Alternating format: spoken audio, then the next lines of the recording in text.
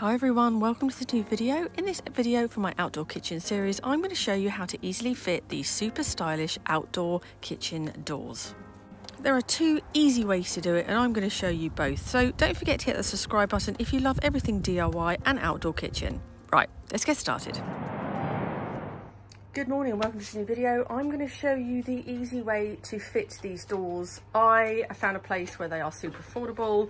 They're around £50. Some of them were really expensive, but I found some different ones and I've got lots of different sizes. I've also got this double that I've just fitted. So I'm going to show you super quickly and super easily how you fit them. So I'm going to be putting one here and I'm also going to be putting one on the other side over there because we've now got a Traeger grill out there, so it'll be perfect place to keep the little whatever they're called you have to put in them. So I'm going to show you how to do it the easy way with very little wood because I don't really have very much at all.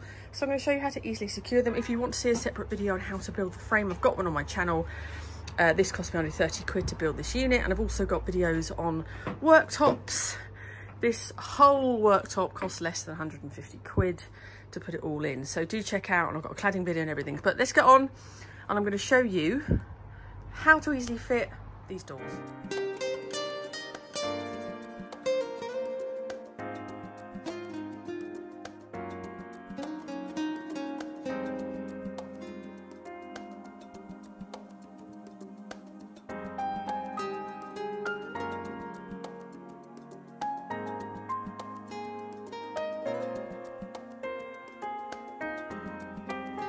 Okay, so this is the door I'm going to be putting on. This one doesn't have an air vent. They do a couple of different styles. I'll link this one below. This is quite a simple one.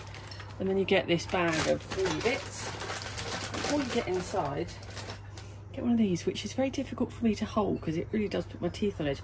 I think that's for cleaning. Could be wrong. You get this really cool little screwdriver. And I've kept them all hanging on the inside of the doors. That's to tighten the handle. The instructions.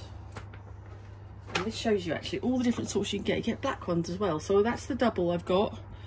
I've got a double. They do long, thin ones with or without vents. They're a little bit more expensive. And they also do one with a pull-out bin. So you can absolutely go mad, but I'll link where I bought them from because I found really good deals. Thank you very much. So I'm going to show you how I fit them. So the inside of the door has this built-in section that slips in. And you've got an overhang, which is great. So you basically need to make the size, whatever gap you have here. I've got some little holes, only on the side, so not on the top. So all I'm going to do is measure out the width and the depth of this hole, and then basically make a frame that sits flush on the sides and the bottom. The top you don't quite really need to do as long as it's secured in, so that means you use less wood. So all I'm going to do is put some wood around the sides and the bottom, so I'll show you.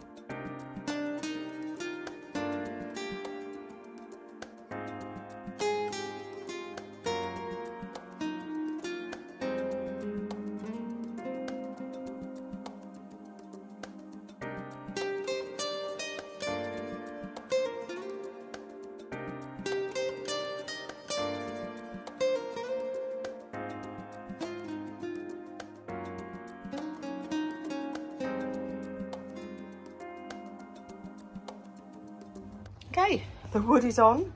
I don't think I've done anything quite so hodgepodge in all my life, but that is, believe it or not, it's sturdy. I'm using scraps of wood because I'm at the point now where I don't want to buy any more wood.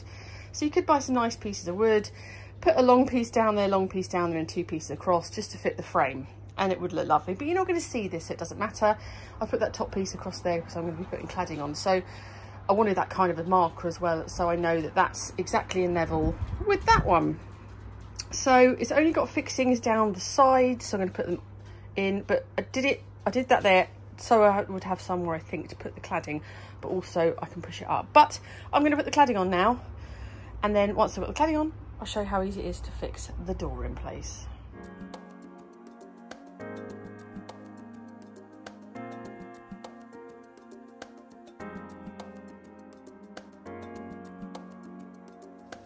Right.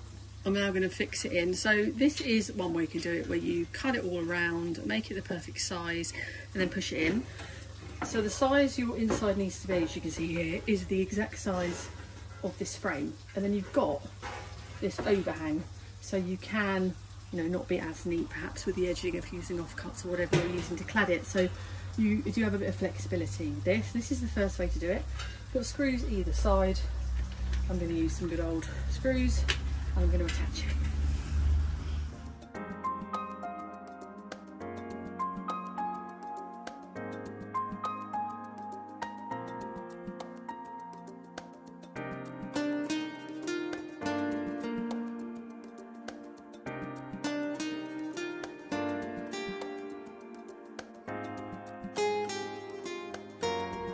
So that is on, it is in, it is done. So that is one way to do it. A little bit more fiddly because you've got to cut the bits round to build the frame and stuff. We still got to build the frame in the other one, but that's how you do that one. So now what I'm going to do, and I've been doing things like cladding this while that's been drying, is I attached all this and I've left it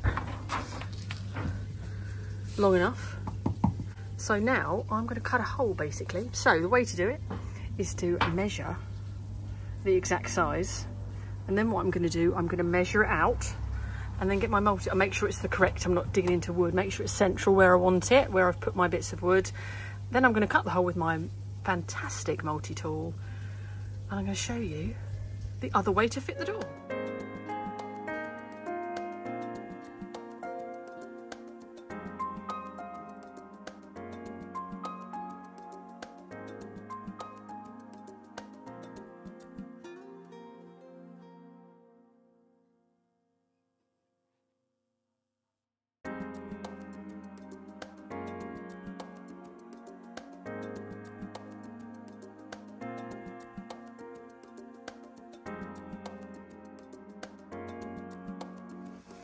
And I've cut the hole. So that's the other way you can do it. It just makes it easier, I suppose, if I had to choose between the two, putting the planks on because they're dead straight. As long as you put the wood on beforehand. Yeah, well, anyway, 3 of these planks is the exact depth for this. So you see I just made a little template, then cut round, and then I don't go for the whole template because I'm just convinced I'm going to cut it wrong. So I tend to do a little bit, check it, a little bit, check it, and the piece here is the perfect size for this inner bit here. So you have got all of that in case you do slightly make an error, but just little and often. So I'm going to pop that in, screw it in, put the handles on, and we'll be done.